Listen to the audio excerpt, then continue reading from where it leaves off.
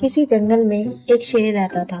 एक दिन वह शेर अपना भोजन करने के बाद गहरी नींद में सो रहा था। उसके पास एक पेड़ के नीचे एक चूहे का बिल था। चूहा अपने बिल से बाहर निकला और उसने शेर के पूंछ को देखा। उसने उस पूंछ पे चढ़कर खूब उछलने कूदने लगता और खूब से सरकता हुआ नीचे आता। इस उछल कूद में शेर की नींद खुल गई। उसने झट से चूहे को अपने नाखून के पंजों में पकड़ लिया। तुम्हारी इतनी हिम्मत कि तुमने मेरी नींद खराब की। अब बताओ कि मैं तुम्हारे साथ क्या करूं।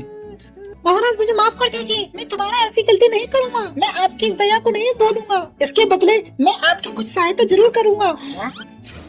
तुम इतने छोटे से जीव मेरी क्या सहायता करोगे? अच्छा चलो मैं तुम्हें छोड़ देता हूँ। इस तरह उस चूहे की जान बच गई। अभी कुछ ही दिन बीते थे कि शेर जाल में फंस गया।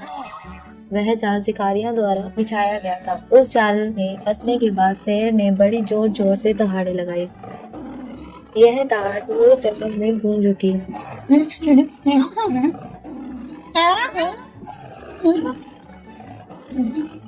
सभी जानवर इस आवाज को सुन पा रहे थे। तभी यह आवाज चूहे को सुनाई दी।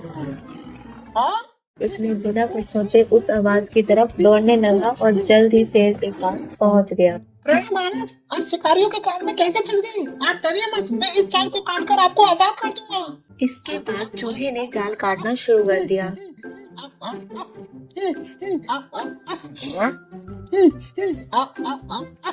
कुछ ही देर में चूहे ने शेर को आजाद होने में सहायता की। तुम वही चूहे हो ना जिसे मैं मारने वाला था? जी महाराज, मैं वही चूहा हूँ जिसे आप मारने वाली थे। शेर को यह पता लगते ही उसने अपने व्यवहार पे बहुत ही पछतावा हो रहा था। तुम सही कह रहे थे। आज तुम मेरी सहायता नहीं करते तो मेरी जान चली जाती। अब आज से हम दोनों दोस्त हैं। उस दिन के बाद शेर ने चूहे से मित्रता कर ली और चूहा मजे से शेर की पूंछ पर खेलने लगा।